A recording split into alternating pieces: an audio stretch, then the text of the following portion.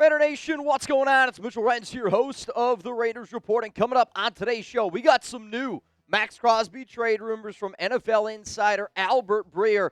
Not going to lie, I think some fans are going to roll their eyes on what Breer is saying because everything is so wishy-washy. But at the end of the day, if there's Crosby trade rumors that the entire NFL world is talking about, I'm going to talk about them here on today's program. Then, at the end of the show, I'm going to give you some NFL Combine winners or losers that impact the Las Vegas Raiders. Not every other team, but certain guys that showed up, some guys that unfortunately fell down, and why that it could impact this Raiders organization. But hey, y'all, we are 69 subs away from reaching 218,000. If you don't know, I will be live tomorrow, 4 p.m. Eastern Time, 1 p.m. Pacific. I'd like to be able to get 69 extra subs by that time. So if you're a big-time Raiders fan, if you appreciated our coverage here of the NFL Combine, make sure you hit that subscribe button. This offseason is going to be wild. So, according to Albert Breer, I'd lean toward a Crosby trade happening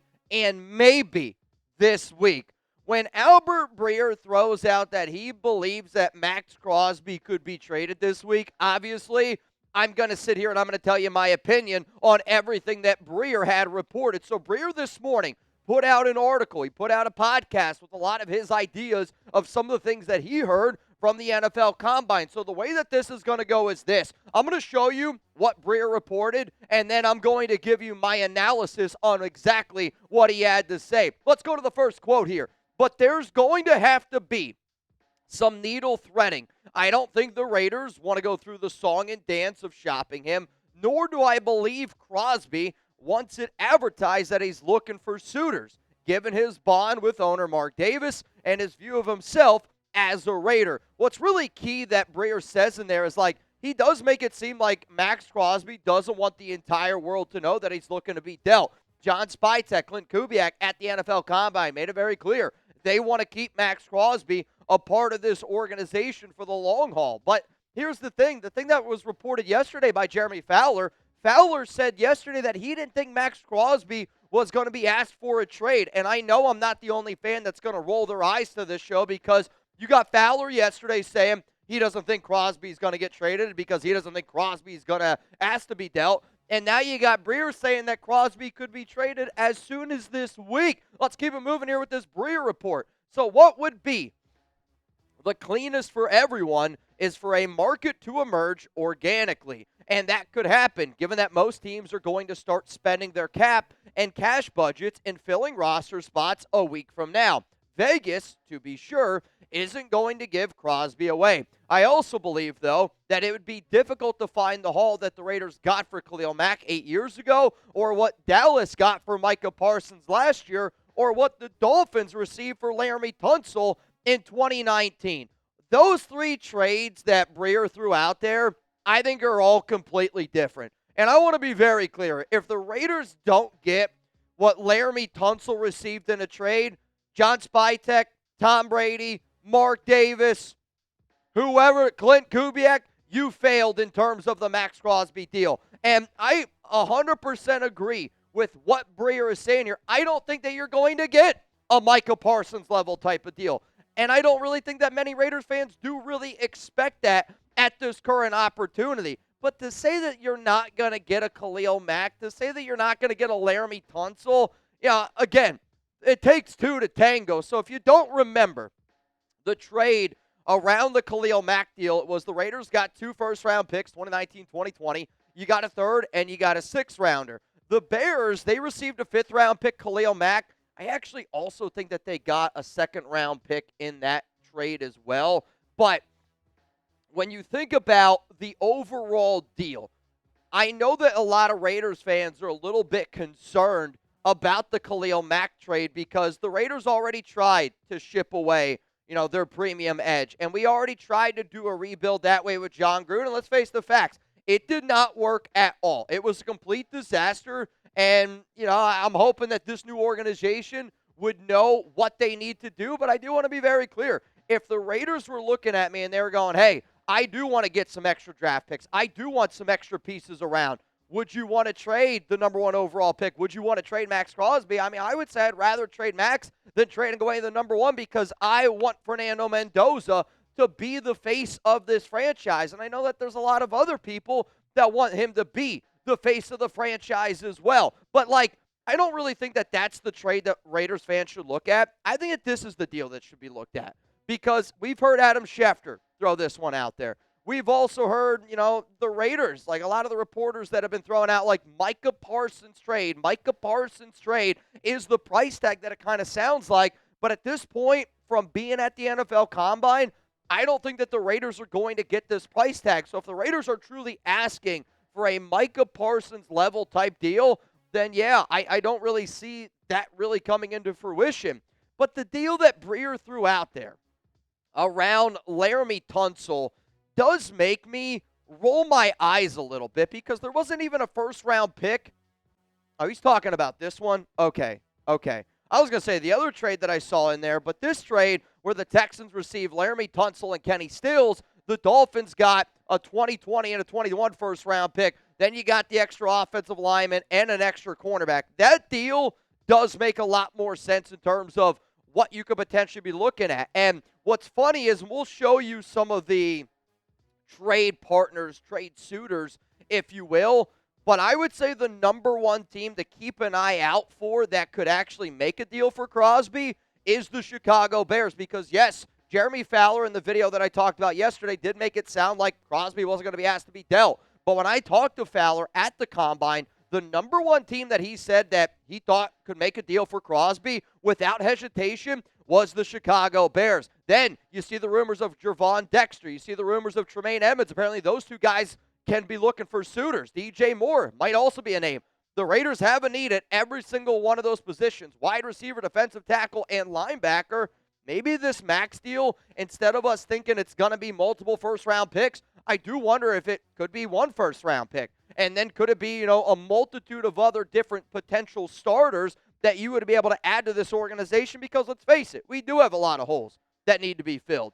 And if you're able to go out and fill some of those holes in a trade, you have seen organizations in the past do that very successfully. I mean, hell, the Bears did it last season with their offensive line. They made certain deals. They made certain trades to bolster that interior, to bolster the guys that were protecting Caleb Williams. So if you're the Raiders and you want to try to make a deal, maybe Chicago is a team that could end up going down. So when you have Maxx Crosby, Malcolm's going to be that free agent. What's going to be really intriguing about all these Crosby rumors is how does Maxx exactly fit in that 3-4 front? Because with Rob Leonard going with a little bit of a defensive shift, you got 3-year defensive tackles, and then, Maxx can play outside edge. But Malcolm Koonce is going to be a free agent. Charles Snowden's going to be a free agent. Tyree Wilson is going to be a player that I do think could end up playing on the interior a little bit more. He could play a little defensive tackle. Maybe he is also allowed to stand up as the outside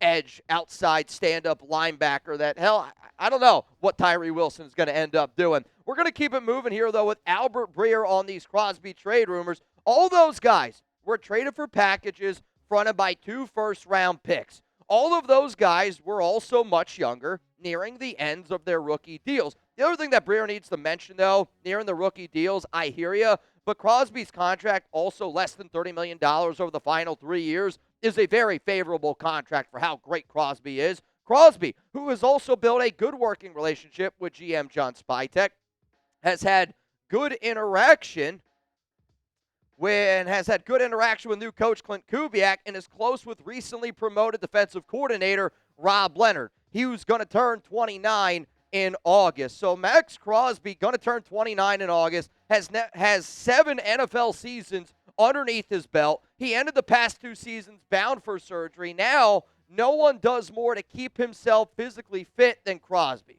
But these factors will also have to be considered. And all factors are going to have to be considered. And I think a factor that we also have to sit back and look at is, yes, the Raiders, Rob Leonard has got a great relationship with Maxx Crosby. Also the Raiders, though, their new defensive line coach, Travis Smith, he helped the organization draft Crosby back in 2019. He's your new defensive line coach. I think what the Raiders are trying to do is they're trying to show Maxx, yes, we changed a lot of different head coaches, but we're also trying to keep some continuity for you and some, familiar faces for Crosby on this defensive side of the football. Very interesting. We're going to keep it moving here with Breer in this entire report. There's also logic to the idea that it's time for Crosby, who very badly wants to win, and the team to move on. The Raiders will almost certainly have a rookie quarterback playing in the fall, and it could take a year or two to get the roster to where it needs to be. These are the questions that the Raiders will have to ask themselves, weighing keeping one of the NFL's best players against having more capital to build a team that Fernando Mendoza has a great chance to grow with. And, you know, I said it earlier in the show, and I want to say it again. I would rather trade Maxx Crosby than the number 1 overall pick. And I don't even think that that's that crazy of a statement out there. Again, I got to see Fernando Mendoza up close and personal, and I want him to be a member of this organization. So if John Spytek and Clint Kubiak are having discussions in the background about Maxx, because the only reason why you would trade Maxx is to do a rebuild and to go further if you don't think that you have any shot in hell to win this season. But from what it sounds like, the Raiders want to keep Maxx a part of this organization. Keep it moving here with Breer. We should know soon enough which path the Raiders are taking with teams like Dallas, Chicago, Baltimore, Buffalo, New England, Philadelphia, and the Rams keeping tabs on his availability. So here's going to be the pinned comment. I know a lot of quotes I just threw at you there. What happens to Maxx Crosby? Do you think the Raiders trade him? Or do you think the Raiders end up keeping him? And believe me, y'all, I'm going to keep asking these questions once new reports keep on coming up. My answer is going to be coming up here after this YouTube ad break. The reason why I am leaning now more towards the Raiders keeping Maxx is because I would say one of the most overblown stories was the Maxx Crosby trade rumors at the NFL Combine. Day one of the Combine, lots of conversation. Maxx was by far the biggest conversation day one of the Combine. After that, crickets. When John Spytek and Clint Kubiak were actually at the Combine in Indianapolis, I thought they did a great job of calming and hushing the rumors up a little bit. When I went to the Combine, I was saying 50-50, it's a coin flip. Now, I will say I think there's a 25% chance that he's traded. I'm going to lean a little bit more towards what Fowler reported yesterday because that's really what I heard at the Combine compared to what Breer is saying today, because I think what Breer is saying is what the national media is reporting. And I talked to Diana Rossini. I talked to Jeremy Fowler. I talked to multiple big-time people that you guys see on TV every single day. And I think the Crosby trade rumors are extremely overblown. Coming up next year on the show, I'm going to run through some of my Combine winners and losers. But shout out to my guy Chugs. There was just some big breaking news that happened. The Houston Texans made a trade for Lions running back David Montgomery. I'm going to have to hurry this up here a little bit. My guy's got to go make a video. Crazy news there. Go check him out on our Texans channel. Also, I need you to check out today's sponsor, Panda Sups. New strawberry ice cream crumble. This stuff looks absolutely unbelievable, and if you want to take advantage of the deal, use code Kubiak for 26% off at pandasups.com. But you know what? Don't just take my word for it. They got tons of bestsellers from more protein. They got all sorts of unbelievable pre-workout. You got some BCAAs. Hell, after the week I had in Indianapolis eating all the good food that we did, I might have to get some burned, melt away some of the fat that we put on. We had a hell of a week at the Combine. I also had a lot of BCAAs, a lot of aminos to help me get ready to go bright and early, because I know this. I might not have been the first guy at the Fernando Mendoza presser, but I think I was the first guy that didn't technically somebody put a podium thing up without actually being there. But I'll tell you this, I think I was the first guy there. The reason why that I say that is because we're going to now go to our Combine winners. I know Fernando Mendoza did not test, but when he showed up, man, I like how the size, the measurements, they look really good. 236 for how skinny he is, I think just shows that he's a lot stronger than what we expected. He interviewed great, super nice guy, answered my questions, so that instantly makes him a winner. But also, when he was in Indianapolis, everywhere he went, people would give him stand-up ovations. One of the restaurants we went to, St. Elmo's, when he walked in, standing ovation. When he was in Indianapolis, actually in Lucas Oil Stadium, standing ovation. Players like that, when you see the fans rally around him, I think it just goes to show how great of a leader he is, because all of his teammates spoke very highly of him. Let's go to another Combine winner here that I think could impact the Raiders, the D'Angelo Pawns corner. Yes, he's undersized, But dude is an absolute freak of nature. He is a hell of a competitor. 43.5 vertical for a team that needs all the extra cornerbacks that you could possibly have. And when you run a 3-4, you need some athleticism, you need some speed.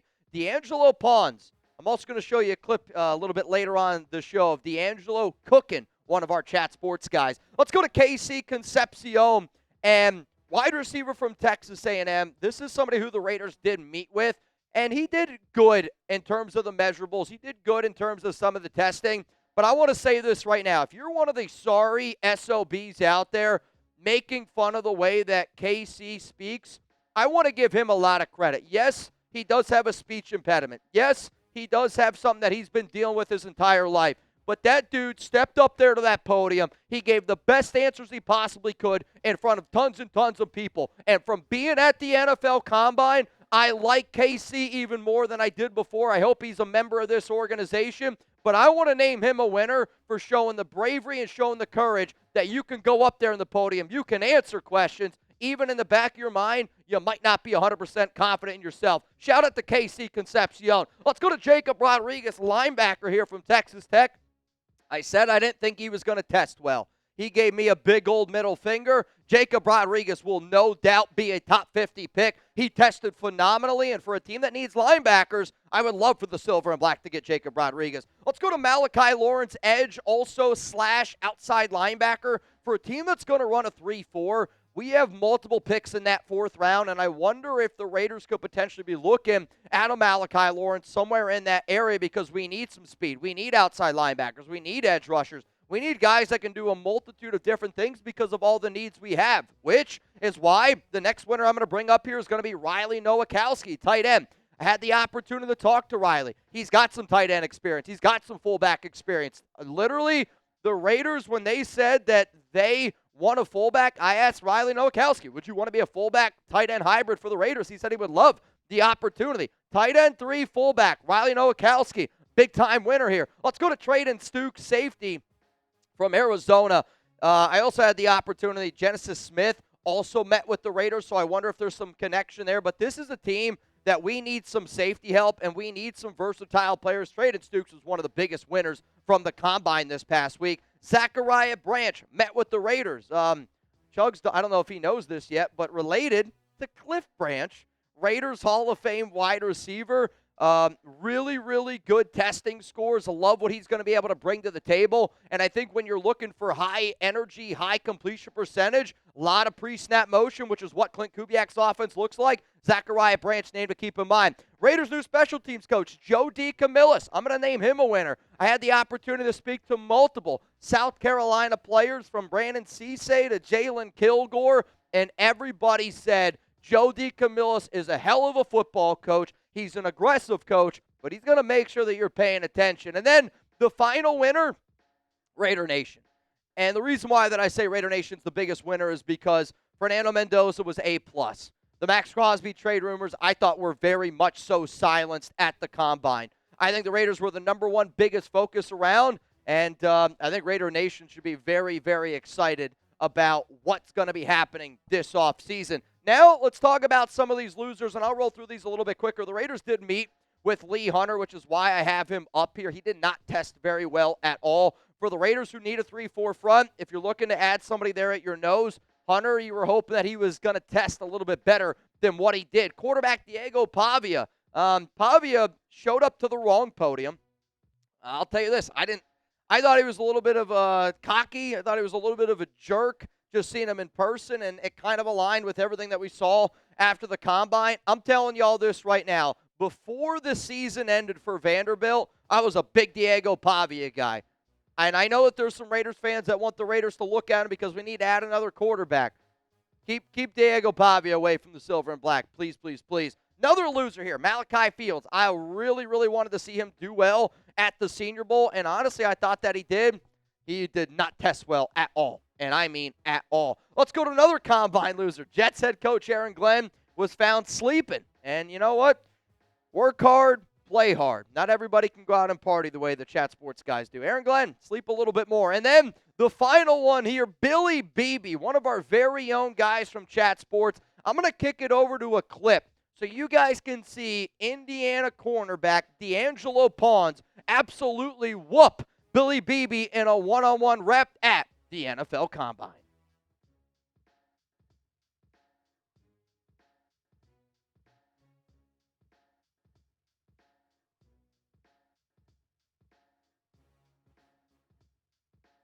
Seeing that clip up close and personal, I mean, it was unbelievable. One, that D'Angelo actually went up against him, and it's another reason why I named him a winner. Dude just wants to go out there and compete. For BB, not the best showing, though. Marshall probably could have put the ball in a little bit of a better spot. Hey, man, if you do not know, I'm going to get you another video a little bit later on today. I'm going to get you a mock draft tomorrow here on the channel, and I will be live 4 p.m. Eastern Time, 1 p.m. Pacific, here on the Raiders Report.